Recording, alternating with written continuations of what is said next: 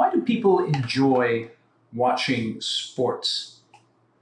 I think one of the main reasons, I know for myself, is to see people perform at the highest level. You know, I like watching my kids play sports, but I don't like watching other people's kids play sports. If I'm going to watch sports, I want to see the very best performing at the very highest level. Take the basketball player LeBron James. He plays for the Los Angeles Lakers in the NBA. He entered the NBA in 2003 at age 19 and became an immediate star. And he's in his mid-30s now, and he's acknowledged as one of the top 5 to 10 players of all time. His accomplishments include 3 NBA championships, 4 NBA Most Valuable Player awards, 3 Finals MVP awards, and 2 Olympic gold medals. Now, you may be thinking, well, being 6'9" and 250 pounds with tremendous athletic ability gives him a real edge. But you don't enjoy the career that he has based strictly on athletic ability.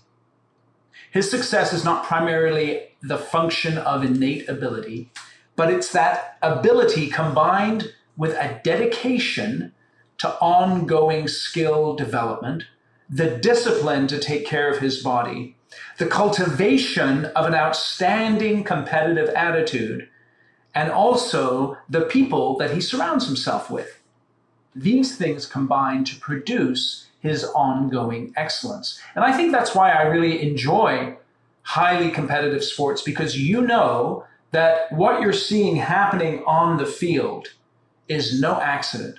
It's something that requires tremendous dedication and not just innate ability. With that in mind, I'd like you to think about how excellence is something that you can achieve, regardless of your natural ability, if you know how to do it. And in this episode of Construction Genius, we will explore what athletes do to achieve excellence and how you can use these principles, even if you consider yourself to be quite ordinary, to become an excellent leader. This is Eric Anderton, and you're listening to Construction Genius, a leadership masterclass. Thomas Edison said that genius is 1% inspiration and 99% perspiration. If you're a construction leader, you know all about the perspiration, and this show is all about the 1% inspiration that you can add to your hard work to help you to improve your leadership.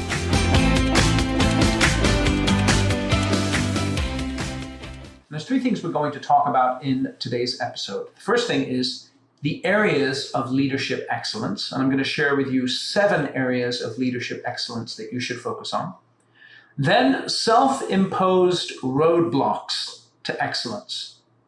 And this is one thing I'd like you to get from today's podcast, is that the reason why we fail to achieve excellence is because of self-imposed roadblocks. And then the third thing that we're going to talk about is the path to excellence, where I'll give you some very practical ways that you can pursue excellence on a daily basis in terms of your leadership.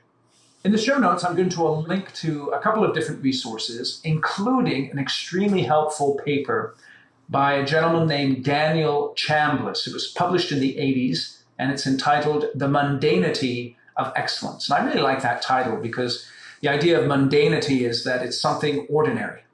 And it's very interesting as we go through the process here today. You're going to understand how ordinary things that you do can help you to achieve excellence. And so we're going to do a bit of demystifying of excellence here today so that we can all grasp it and improve our leadership. So I just want to, by way of introduction, talk about what we mean by excellence. Excellence is simply consistent superiority of performance. Regularly, routinely performing better than everyone else. Now, I'd like to say this. Excellence is not for everyone, otherwise it would not be excellence. But I'm assuming because you're taking the time to listen to this podcast that you want to achieve higher levels of performance in terms of your leadership. So focus in here on the way that you can do that. So the first thing we're going to talk about here are the areas of leadership excellence. What does a leader do? Well, A leader does three things. A leader thinks, a leader speaks, and a leader acts. A leader thinks, speaks, and acts. And with that in mind, I'd like to talk about the 7 areas of excellence: time usage, communication, talent development and mentoring, strategic thinking and planning, running effective meetings, decision-making, and self-management. So let me talk about each one of those just briefly. And your list of areas of excellence may be slightly different, but this will give you a good foundation to begin with in terms of thinking about how you can improve and become an excellent leader. Time usage is all about how you manage your schedule, how you prioritize, how you deal with the interruptions and the distractions of the day, and how you focus your time on those things which are urgent and important. Excellent leaders are extremely good at using their time effectively. Then communication. A leader's primary responsibility is to communicate specifically with their direct reports. But if you are the CEO of your company, you have a communication role that impacts the entire organization.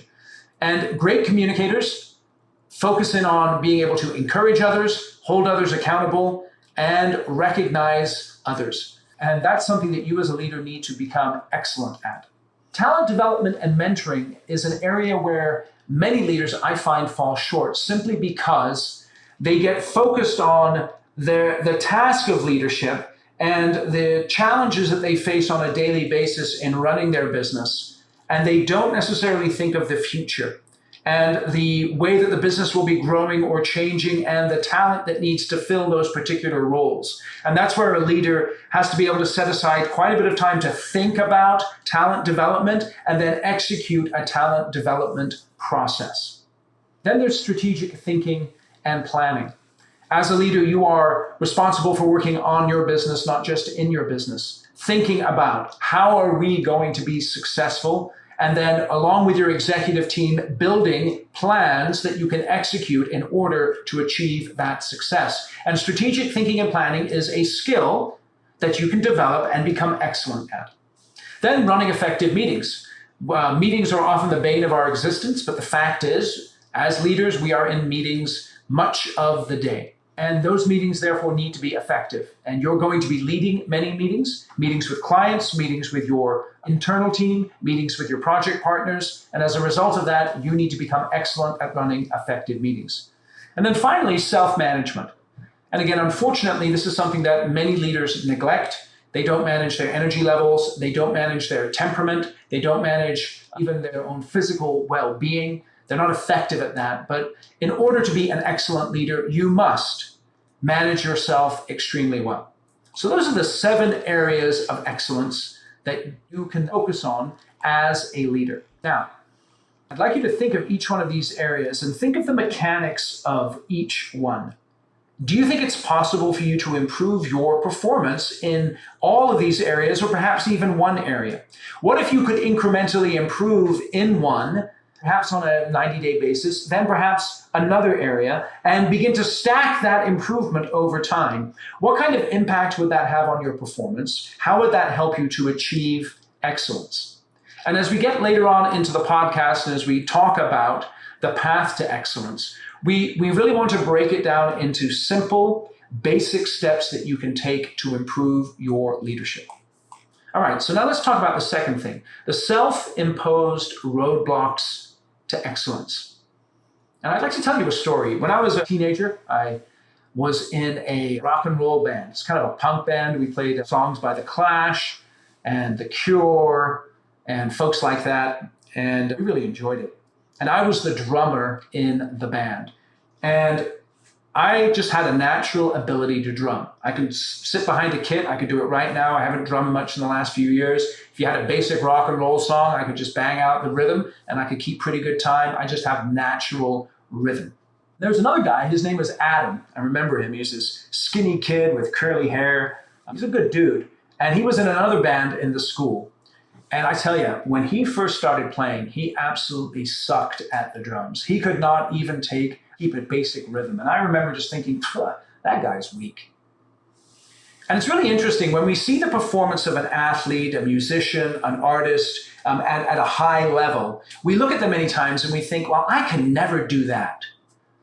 but we don't see all of the mundane things that they did in order to be able to achieve that high level of performance that overwhelms us at times and takes our breath away. The hours of doing stuff that other people could do but didn't do, and how those things that they did accumulated together to produce that performance that blows us away.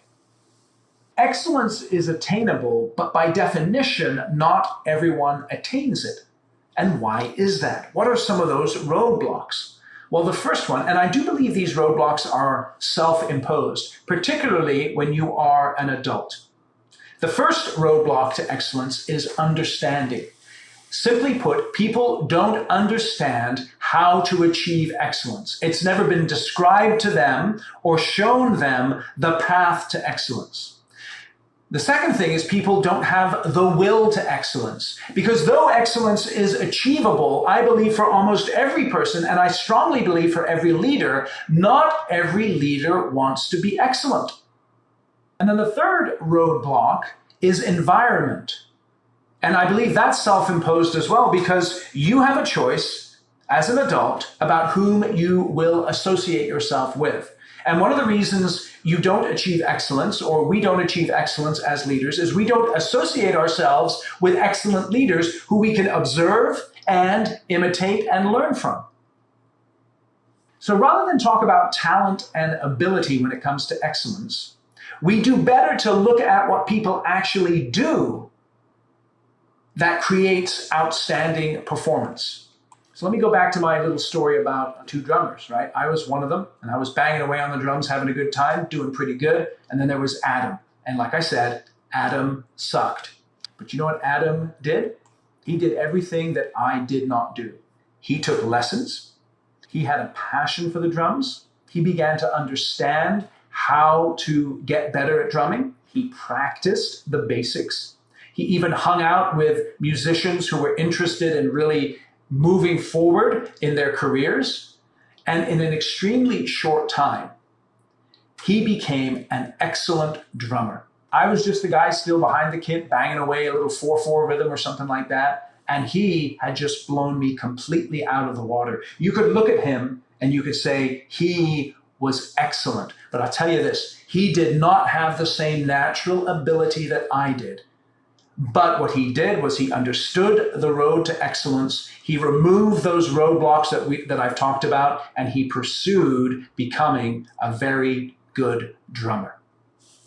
All right, so we've talked about so far the areas of leadership excellence, and then self-imposed roadblocks to excellence. And now we're going to talk about the path to excellence. All right. Mary Megger began her swimming career in a summer league country club. I tell you, I gotta say as a dad, I pity swim parents. I have never put my kids in swimming, and I've got to be honest. One of the reasons why is because the agony of spending an entire afternoon or day at a swim meet when your kid is going to swim for like a minute or two at the most, I can't do it. But anyway, less about me, more about Mary. She began her swimming career in a summer league country club, and she worked her way up through different levels of competition. And at 13, she qualified for the national championships here in the United States. Around that time, she decided to try and break the world record in the 200 butterfly. As many of you may know, swimmers develop rather quickly, so it's not out of the realm of possibility for a 13 or 14-year-old woman to seek to break a world record in a particular swim discipline. And what was interesting is on the path to achieving her goal, she made two qualitative changes in her approach to swimming. And I think this is very important as we think about the path to excellence. We have to distinguish between qualitative changes and quantitative changes. Many people think that the path to excellence is doing more.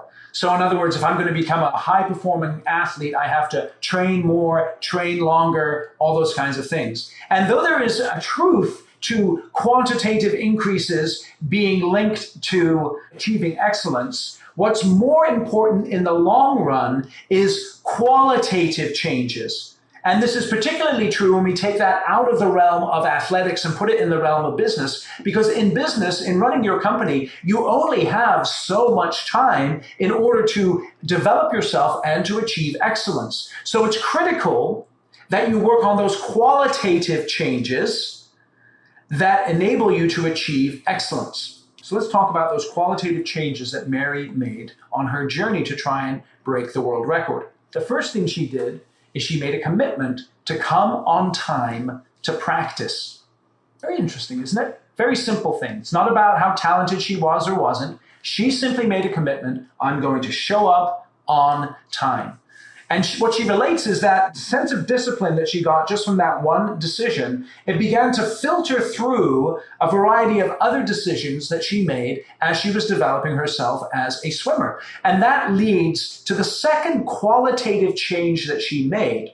She started doing her turns correctly, strictly in accordance with the rules, right? So you're going down the pool, you reach the end of the pool, and the best swimmers, they always touch with two hands, and then they execute their turn and they get a nice push off.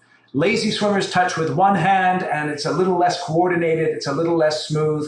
And Mary had the ability, but she focused in on that qualitative change of touching with two hands, starting to do her turns correctly according to the rules. Now consider that again.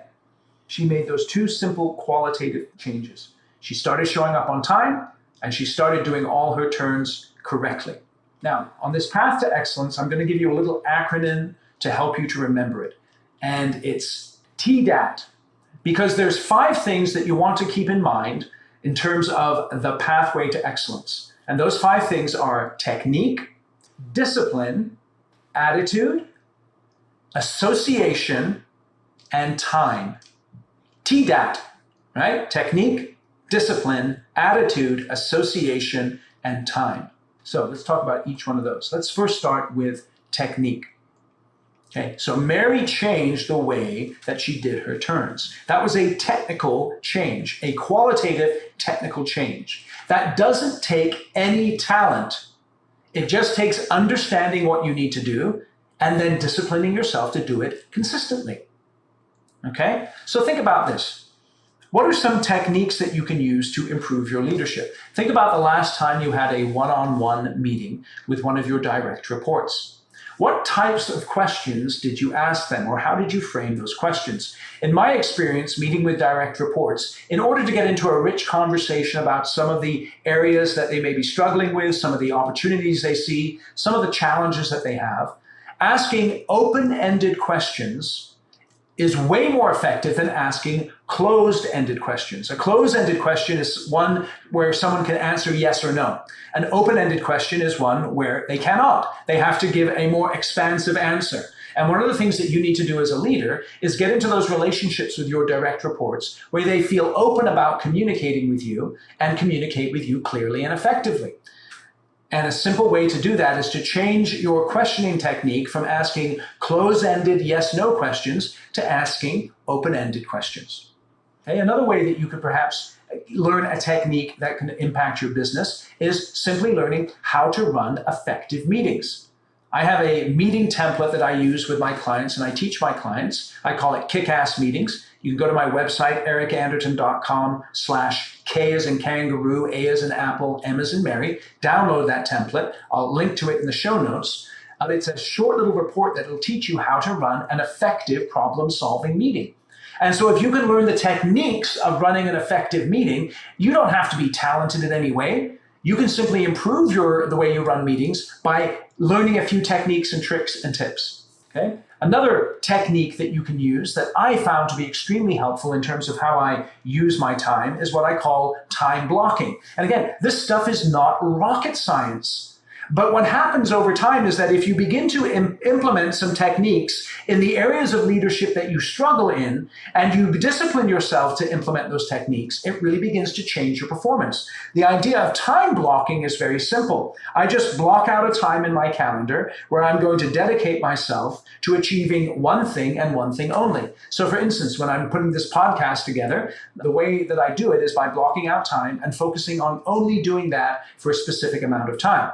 And you can do time blocking in order to help you in your leadership role, specifically in the thinking aspect of your leadership. And time blocks that I recommend are 30, 60, or 90 minutes. So you'll understand here that there's a myriad of techniques that we could talk about to help you to get better at your leadership. It's just a matter of breaking down the functions of leadership and understanding the pieces and the parts that make up the acts of leadership that you're engaged in every day, and thinking about how you can improve your techniques in order to get better.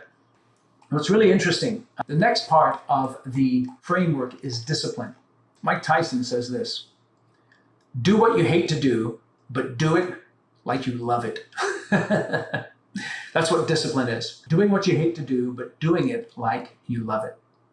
So Mary started showing up on time, right? And she had scheduled discipline. And I think this is one of the main ways that we can really achieve excellence as leaders, is by committing to a consistent, disciplined schedule. When it comes to interruptions, learning to say no to people. When it comes to distractions, learning to put those away. Think about going back to one-on-one meetings. When was the last time you had a one-on-one meeting and you let your phone or your email distract you from what you were doing? Think about what that's communicating to people. I mean, if I'm in a meeting with you and I'm on my phone and I'm texting with the wife or with my kids or with somebody else, what does that communicate to you about how I value our conversation? What would it mean to your one-on-one meetings and your communications with your direct reports if you committed every single time you had a one-on-one meeting, you disciplined yourself to put your phone away? Think about the last time you went into a meeting and you had to wing it a little bit because you weren't quite ready. What if you disciplined your schedule so that you could put in the necessary preparation for each meeting? Think about the last time you had a difficult conversation. Do you have a template that you use to help you to prepare for difficult conversations? If you don't and you'd like one, reach out to me. I can share one with you. But you need to prepare for difficult conversations, and you need to discipline yourself to do that. There's so many ways that we can discipline ourselves as leaders in order to become more effective, in order to become excellent. It's just a matter of whether or not we are willing to embrace the pain. And that leads me to the next aspect of really achieving excellence and the path to excellence. And that aspect is attitude. Okay. You've got to realize the laws of success and excellence that every single human being lives under. And these are some timeless pieces of wisdom that you need to embrace and really embrace as your attitude. The first one is you reap what you sow. In your leadership, if you commit yourself to disciplined action, if you commit yourself to being an excellent communicator, to using your time well, to mastering strategic planning, to managing yourself, you will reap what you sow. And if you don't, you will reap what you sow. And what you've got to do as a leader is very simply, if you're going to achieve excellence, you have to embrace the suck. You have to embrace the pain associated with excellence. You have to get after that pain. You have to allow that pain to drive you towards exactly what you should do. It's just like if you have a garden and you take an apple seed, you plant it in the ground. In order for the apple tree to grow, that seed has to die. If it doesn't die, if it doesn't break apart, if it doesn't sacrifice itself, there's no apple tree, there's no fruit. But if it does, there's a ton of fruit. And it's the same with you. You must embrace that attitude of self-sacrifice in order to achieve excellence. Because if you don't, you never will get to where you want to go as a leader. So take joy in things that are unpleasant, those difficult conversations. And I don't mean in some sort of sadistic way, but simply understand that these difficult conversations are absolutely essential if your business and your leadership is going to be successful. So maintain your attitude on a daily basis. This is really, really key. I've talked about this in previous podcasts. I encourage you, get yourself a routine as a leader before each day where you're strengthened in your inner person, strengthened in your soul and your mind and your spirit so that you can get out into the hurly-burly of your leadership opportunities with a good attitude. Understanding that the only way to success is through the pain of difficult decisions and difficult choices, the pain of tough conversations, and you must embrace that. So I encourage you to develop that kind of attitude. The fourth thing here, in terms of how to get on this path to excellence, is all about your associations. Okay? Now, you will be like who you hang out with. There's tons of cliches around it, but it is true. On her journey to breaking the world record, attempting to break it, Mary was hanging out with people who were interested in achieving similar things. So who do you spend time with? Have you identified those excellent leaders from whom you can learn, you can sort of link arms with and grow in your leadership? And you may look around your company and you think, well, I'm not sure I have a ton of excellent leaders here. Well, that'll give you some incentive to develop them. But there's one of the wonderful things about the internet and the world that we live in now is that you're able to connect with people all over the globe. You're able to access books and information and videos that talk about excellent leadership. So regardless of your immediate physical environment, you can surround yourself with excellent leaders. You can associate yourself with those folks by what you read and what you listen to.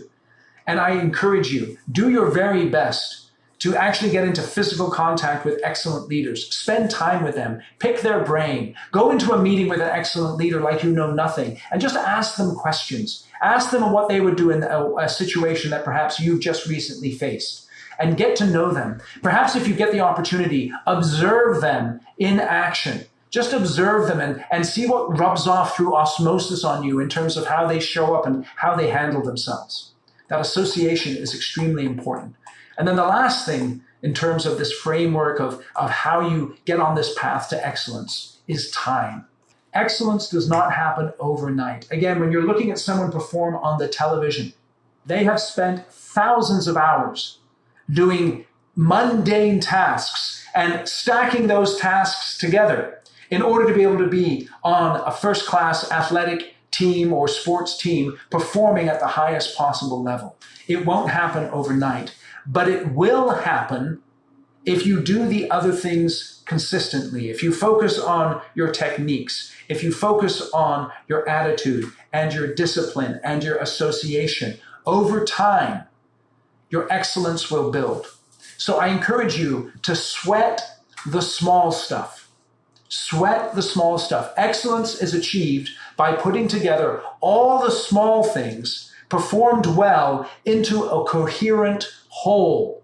It is achieved by stacking a number of discrete qualities and characteristics into that whole that we describe as leadership. And that's why it's so important that you begin to understand what a successful leader looks like and break down those habits and those techniques that successful leaders use in order to achieve what they're looking to do. And what's interesting is when you have this perspective, none of those actions in themselves are extraordinary. There's really nothing extraordinary about showing up on time like Mary committed to. There's nothing really extraordinary either about touching the pool at the end of the swim with two hands. But what creates excellence is how each action is performed, how it's practiced, and how it's fitted together.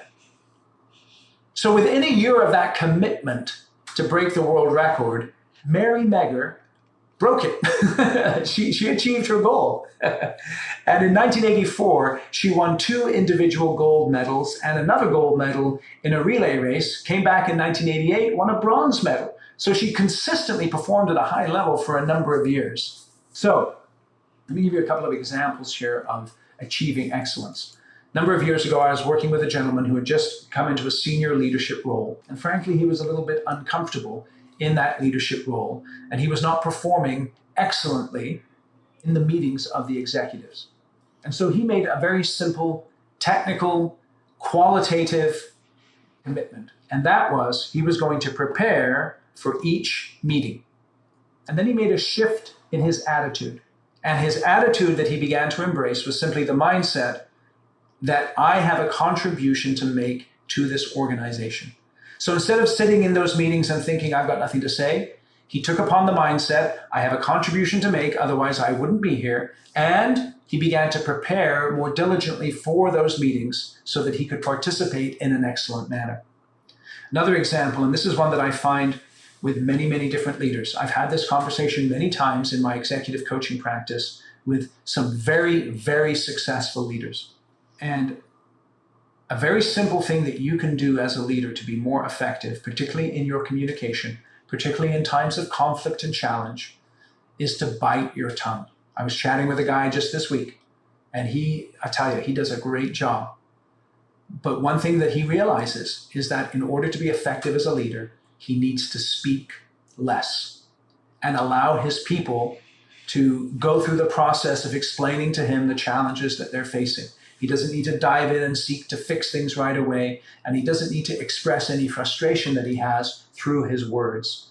And so his commitment is to speak less. It is to bite his tongue. His road to excellence as a leader has a lot to do with not only what he says, but what he doesn't say. So as you're listening to this, you might think, well, I'm not talented. I know I've been put in this place of leadership, but I'm just not a natural leader. You know how I'm a great project manager, and now I'm a project executive. I've got project managers that I lead. I'd rather just be back out there and building projects. And maybe that's true, but I'd just like to encourage you for a moment. Think about that TDAAT framework that I shared with you. Technique, discipline, attitude, association, and time. Think about the ways that you can break down your leadership responsibilities into incremental small pieces and begin to work on qualitative changes in the way that you show up.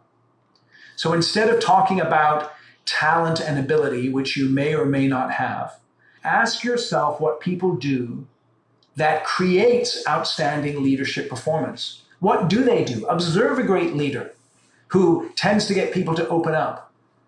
Look at her and think about how she just keeps her mouth shut for a period of time while the other person is speaking and doesn't interrupt. What would it mean to you as a leader if all you did simply in a conversation with others is commit to not interrupting? These are very simple, mundane things, but when you begin to break down what leadership is all about, begin to understand it, and begin to work on those individual pieces, over time, you can stack them together to achieve leadership excellence. Now, you've heard of LeBron, right? But you haven't heard of Mike Mancias. Who is Mike Mancias? Mike Mancias is LeBron's trainer, his physical trainer. And over the past 17 years, LeBron has spent millions and millions of dollars on his physical training, on all of the activity that happens off of the court. And in that 17-year career, he has played over 90% of the possible games. And if you know anything about basketball, that's a pretty incredible feat. They play 82 games a year, and it's a grind. And he has never missed a playoff game.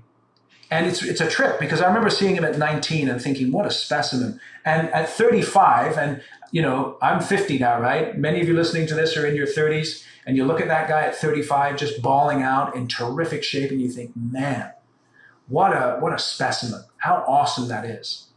But what's interesting about this physical training is something that, an insight that Mike Mancias, his trainer, had, and it's this. I'm just going to quote from him. Just remember, some of the simplest routines and exercises are probably the ones that are the most beneficial to you. As long as you focus on your intensity and focus on your movement, that's when you'll see results. Now take that insight there. LeBron in his training focuses on simple routines and exercises and executes them with intensity and focus. And that's how he achieves those results that enable him to perform at an excellent level on a consistent basis. Take that idea of simplicity and focus and intensity and think about how you can improve as a leader and become an excellent leader. Let's talk about some next steps. Number one, I want you to define what excellence means for your leadership. I shared those 7 things with you earlier. Perhaps you can add one, take away one, whatever the case may be. Then pick one area to improve upon. Don't pick 3 areas. It's a mistake. Pick one area. Okay? And then what I'd like you to do is to keep in mind this is going to take time. You want to concentrate on small wins. A small win is a controllable action that produces a visible result. So a small win for you could be blocking out time to focus on only one thing. So if you block out that 90 minutes to focus on a proposal to a client and you spend the 90 minutes just doing that, the visible result will be a proposal. And think about then how the result might impact the way that you interact with that client, perhaps projects that you could win. But a small win is a controllable action that produces a visible result. Okay? So think about, as you think about the various areas of leadership that you want to improve in, what's one thing that if you did differently would have the biggest impact? Start small, make it achievable. Okay? A small win breeds confidence and gives you motivation to try another one. Develop the habit of building up those small wins over time. And as you habituate a small win, you can then move on to another area where you'd like to see some improvement. One of the keys that you should do at this point is get some feedback from other people on specific things you could do to improve. And many times that feedback from others can be a little constrained because you're the leader. So if you ask them, how can I improve? That might not be something that they give you open feedback with immediately. That's why you might want to bring in someone else to do a 360 review for you. But that can give you some important insights into what you can do to improve your leadership and to develop that habit of excellence. Okay? Another thing you can do here is find someone who fits the definition of leadership that you're looking to achieve, right? Look at that excellent leader. Ask them what are some simple things that they do in order to become more effective. I'll give you a specific example here. When I'm involved in an intense conversation and I need to really focus in on the person that I'm talking to, what I do is I ball up the toes of my right foot and I say to myself, ground yourself. And that brings my attention to the particular moment and the conversation that I'm having. And I learned that technique from a gentleman many years ago who's one of my personal business mentors. But I learned it from him, I've applied it in my life, and I've taught it to other people. So find someone who fits your definition of an excellent leader and begin to imitate them, okay? And then another next step you could do is go to my website, ericanderton.com/C as in cat, L as in Larry, D as in David.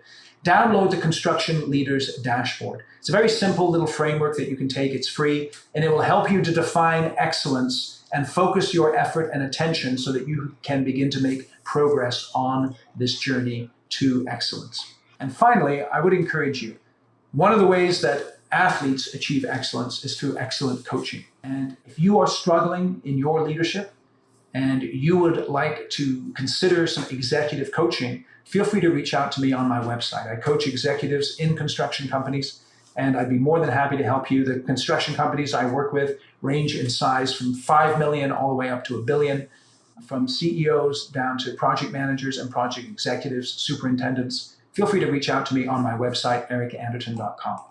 All right, thank you for listening to Construction Genius today. I love this topic. Feel free to reach out to me with any feedback, any questions that you might have, and make that commitment to excellence. Don't overwhelm yourself with a whole bunch of stuff that you're not going to do, but break down what it means to be excellent into small, achievable chunks and start working on those small wins that are going to help you on that journey to achieving long-term leadership excellence.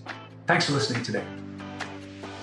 Thank you for listening to this episode of Construction Genius. Hope you found that 1% of inspiration to help you in the next few days. If you like the show, please give us a 5-star review on iTunes, share it with other construction leaders who you think would benefit, and always remember that the show is brought to you by Kick-Ass Meetings.